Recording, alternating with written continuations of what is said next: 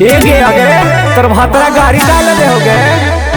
गाड़ी दे हो तो खोजी कर ले मेरे की कर ले मेरे जहां में तो है मार देबोगे। भोलेनाथ रिकॉर्डिंग स्टूडियो बानावर बिशनगंज। अगर तोर भातारे छौड़ी गाड़ी दे दो फेर से अगर तोर भातारे छौड़ी गाड़ी दे दो फेर से अगर तोर भातारे छौड़ी गाड़ी दे दो फेर से तमरबो वही छिनरा के पटने में घेर के तमरबो वही जनता के विखेपुर में घेर के कह दी है बंगा का बोले तो नहीं सर से कह दी है बंगा का बोले तो नहीं सर से नमरबो वही छिनरा के गोए में घेर के तमरबो वही भरा के बोल गया में घेर के तमरबो वही छिनरा के नालंदे में घेर के तमरबो वही छिनरा के राजगीर में घेर के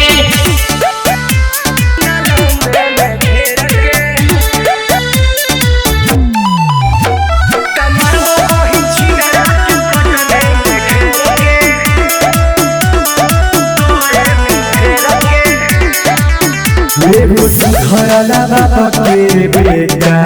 हम बिगड़ल ही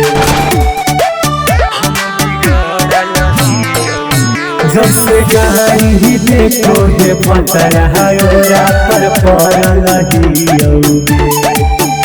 आगे छोड़ देबो खिया पेरा हो जैसे पेड़ के छोड़ देबो खिया पेरा हो जैसे पेड़ के तमरबो वही छिनरा के जामुई में घेर के तमरबो वही कोडवा के बाटा में घेर के तमरबो वही छिनरा के नबादे में घेर के तमरबो वही भरवा के राजौली में घेर के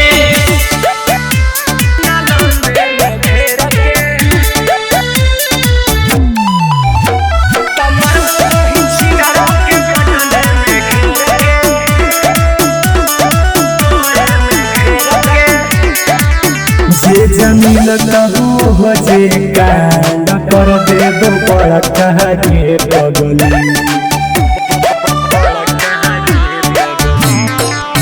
चाहे घटे पर तो जे